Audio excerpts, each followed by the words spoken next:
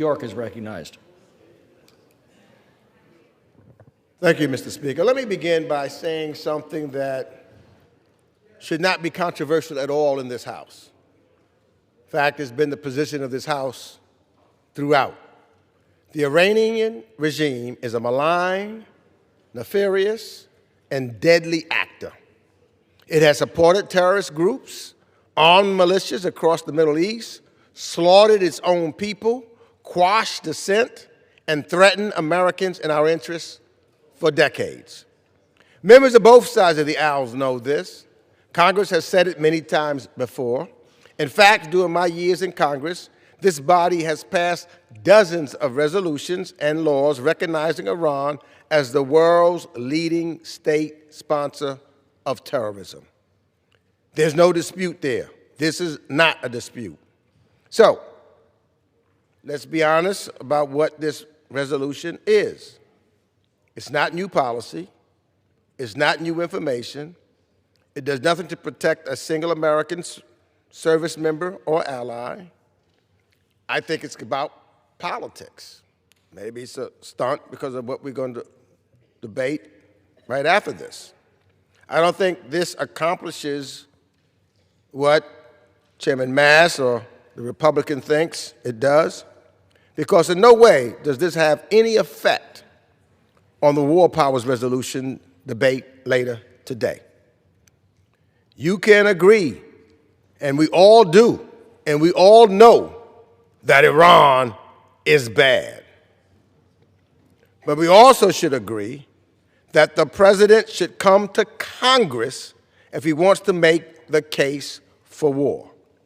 These two truths are not incompatible. For decades, Republicans and Democrats have worked together to counter Iran's dangerous behavior.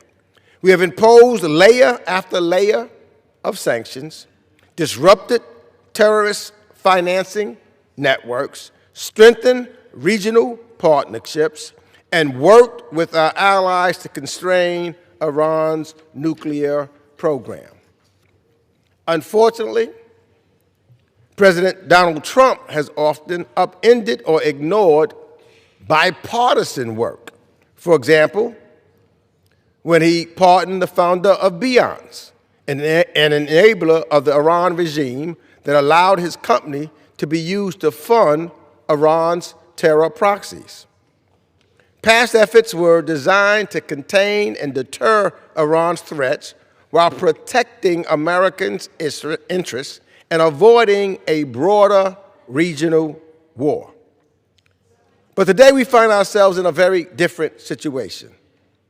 At President Trump's own behest, the United States is now engaged in direct military conflict with Iran, a conflict that was initiated without congressional authorization and without a clear explanation to the American people for what the end game is. So let me be clear. No one in this chamber doubts the danger posed by the Iranian regime.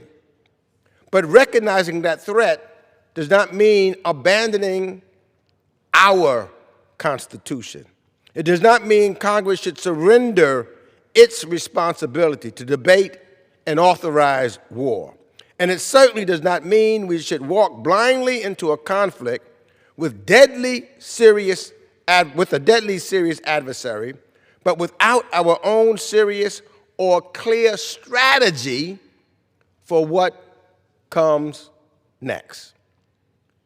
But the stakes here are not symbolic. They aren't talking points. American service members are in harm's way.